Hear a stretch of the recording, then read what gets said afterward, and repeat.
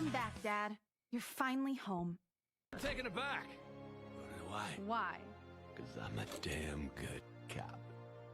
You should be able to do the voiceover really fucking well, but everything else should still be relatively soft for you. Big wine canister, it's open and empty. Moonshine, probably. Smells like tasty fermentation. The smell, it's awful and familiar. Don't you recognize it? That hideous pungency, bestie. that faintly cloying sweetness. Just doing the Only mystery death solving. smells like that. Death. Ah. It is death. It must be. Kim, what's that smell? Hey, Jelly, you're watching topiary The competition? lieutenant has already That's brought fun. a handkerchief to his nose. Eyes up, detective. Something's not right here. Something's not right indeed. Oh yeah, there's like a dead body right there. I can already see him. Yeah, I know. You had a stupid day of doing nothing at work. That turtle stopped helping after a while. King, Careful there, these floorboards look rotten and weak. Sir, are you dead? there's some tear, an empty cigarette package, and a crumpled kebab wrapper in the trash bin. Ooh, kebab. You see traces of mayonnaise and ketchup on it, as well as a tomato wedge. The wrapper reads, Shish Kebab Revachol. It's no older than a day or two. No mold yet. Smart. It's hard to concentrate in the smell. Whoever tossed it here was a heavy smoker. The brand name reads Red Astra. Red Astra is the black market version of Astra cigarettes, known for their high tar content. Is that what the woman had? 2 empty bottles of Like a day Tallulah one? vodka and a can of black potent porter is all you find. No, there's more in there. Livis strawberry liquor, plus some Pilsner bottles too. Better not pick them up. They seem unhygienic. Pilsner is kind of tragedy. unhygienic. Tent looks in the can, eyes watering from the smell.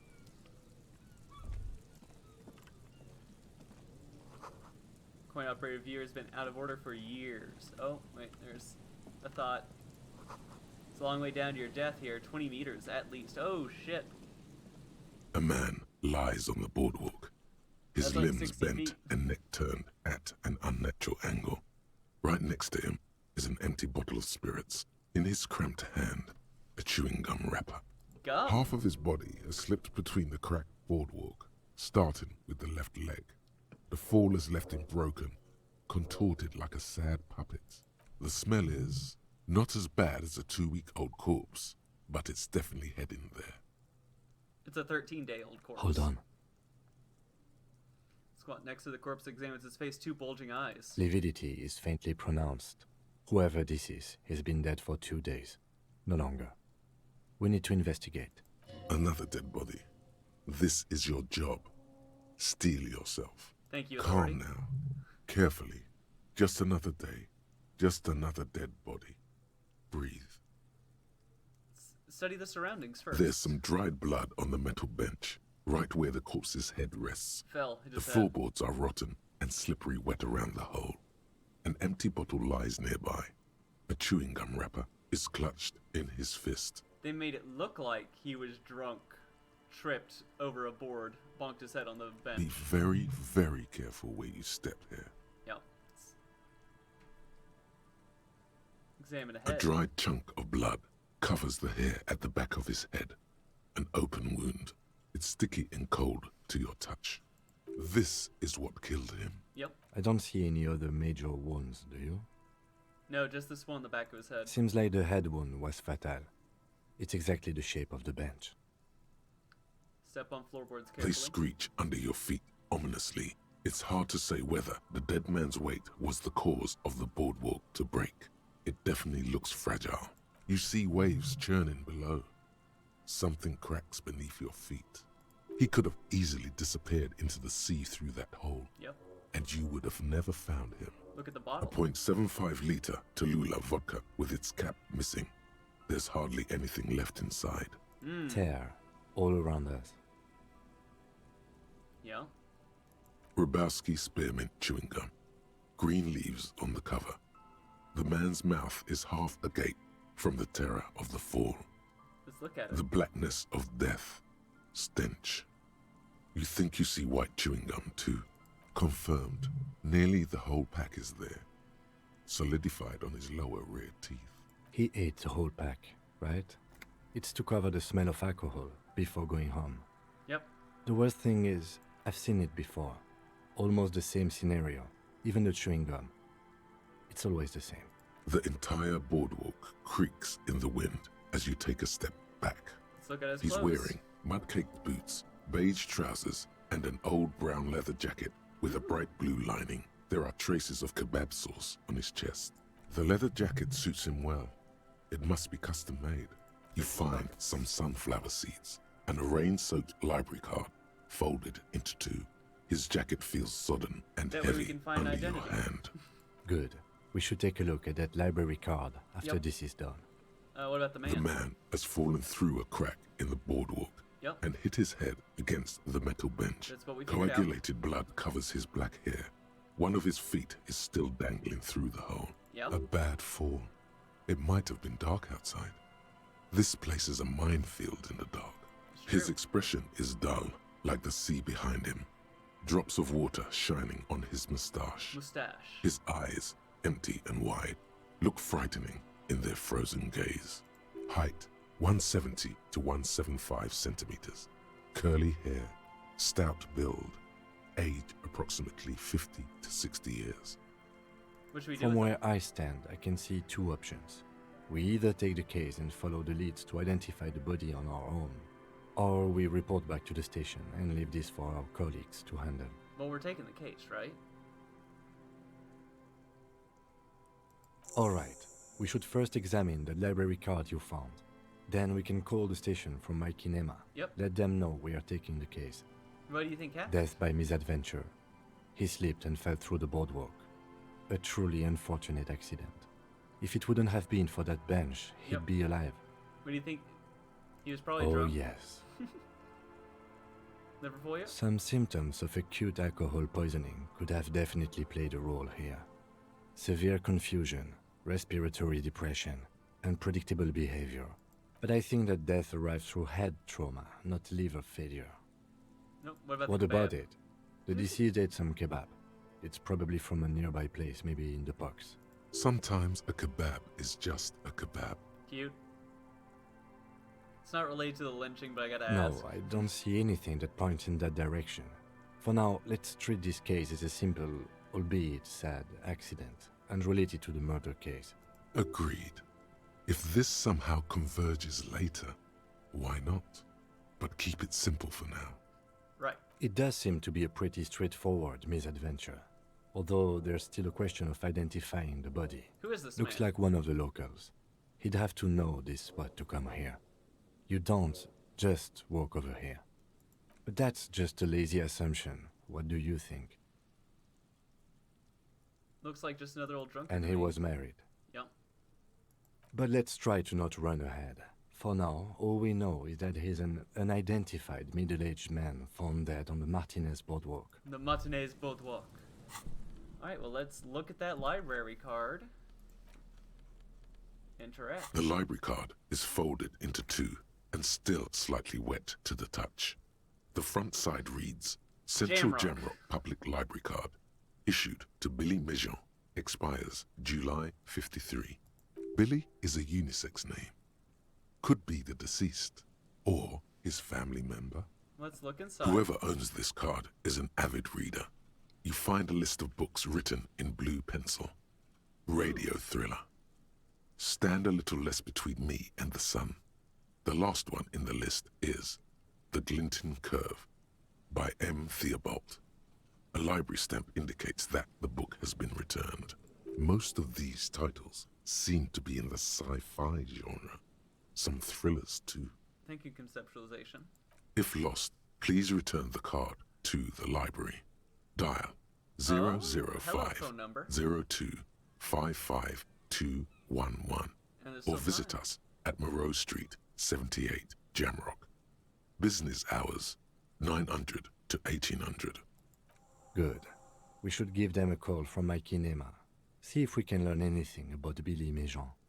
Good idea. There was plenty of information here to go by. Cool.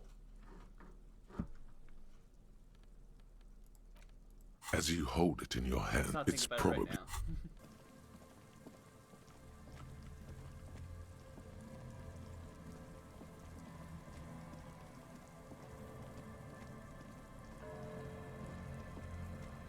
I know I have that dead bird I need to give to,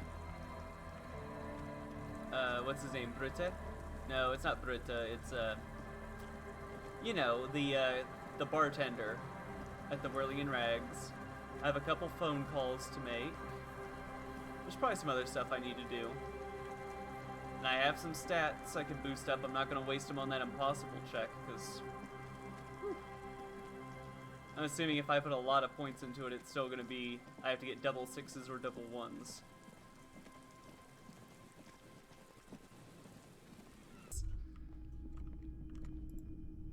I went to The boomboxes wait on the shelves.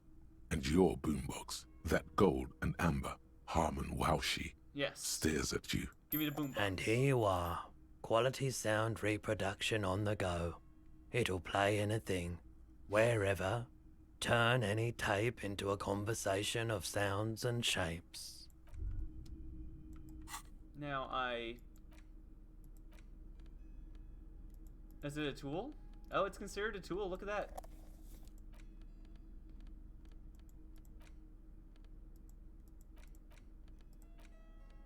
The porter reel is just what you needed.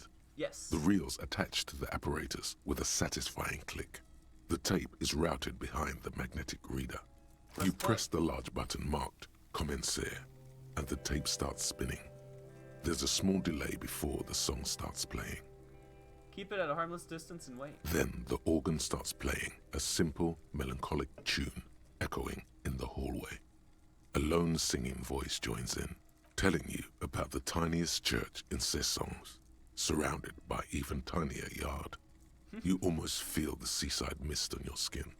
It's mega sad. Mega Within sad. seconds you know, this is the one. The real shit you've been looking for. That's the real shit I've been looking for. The one you trust your room to that Claudia told you about. Perform it. Yes. A click, then silence for a bit. Then the tape stops spinning. I think I could sing this for karaoke. Of course you could sing this. You could take sad to a whole new level with this. And you already know the lyrics since you've listened to it like a million times. Yup, they're all here. All 3 verses. And the B-side of the tape contains the instrumental version. It's like the world itself is telling you to do it. What stands in my way? Gart, you have to convince Gart to let you sing karaoke in the whirling. After you've won him over, you can express yourself. Let the pain out.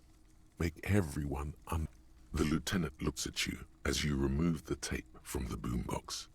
He doesn't say anything. That's funny, because Mink swore to me up and down that you had to get sheet music.